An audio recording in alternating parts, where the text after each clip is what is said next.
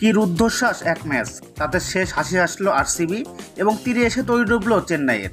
শেষ 2 ওভারে কোয়ালিফাই করার জন্য চেন্নাইয়ের প্রয়োজন ছিল 35 রান এবং ওই ওভারে দুর্দান্ত ব্যাটিং করেন রবীন্দ্র জাদেজা এবং মহেন্দ্র সিং ধোনি। ওই ওভারে তুলে নেন 18 রান। 19তম ওভারে লাকি ফার্গুসনকে 2টি 4 এবং একটি ছক্কা মেরে 18 রান তুলে নেন। তাতে একেবারে ম্যাচে ফিরে গিয়েছিল চেন্নাই সুপার কিংস। এরপর শেষ ওভারের প্রয়োজন ছিল 17 রান। তখনও টেনশনে ছিল চেন্নাইয়ের কোচ। আর 20তম ওভারের প্রথম বলেই বিশাল এক ছক্কা হাঁকান মহেন্দ্র সিং ধোনি। তখন চেন্নাইয়ের প্রয়োজন ছিল 5 বলে 11 রান। বিরাট কোহলির মুখ তখন কালো হয়ে যায়, কিন্তু এরপরেই ঘটে বিপত্তি, কারণ এর পরের বলেই আউট হয়ে যান ধোনি। তখন প্রয়োজন ছিল 4 বলে 11 রান। ধোনি আউট হয়ে গেলেন মানে ম্যাচটা একদম শেষ হয়ে গেল। মনে হচ্ছিল এবারের আইপিএল থেকে মাঠের বাইরে হয়ে গেল তারা। ধোনি আউট হওয়ার পরে ওই ওভারে আর কোনো প্রতিদ্বন্দ্বিতাই করতে পারেনি রবীন্দ্র জাদেজা এবং শার্দুল ঠাকুর।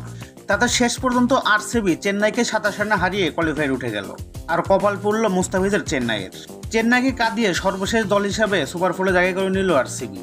ম্যাচটা এমন পর্যায়ে গিয়েছিল যেন হার্ট অ্যাটাক হয়ে যাবে। বাঁচামারার লড়াইয়ে প্রথমে চেন্নাইয়ের বিপক্ষে ব্যাটিং করতে নেমে আরসিবি এবং তারা দুর্দান্ত ব্যাটিং করে 218 রান সংগ্রহ করতে সক্ষম হয়। জবাবে ব্যাটিং করতে নেমে শুরুটা মোটেও ভালো হয়নি চেন্নাইয়ের। শুরুতে একের পর এক আউট হয়ে থাকে তারা। তবে এই ম্যাচে দারুণ উদযাপন করেছেন আনুশকা শর্মা এবং বিরাট কোহলি।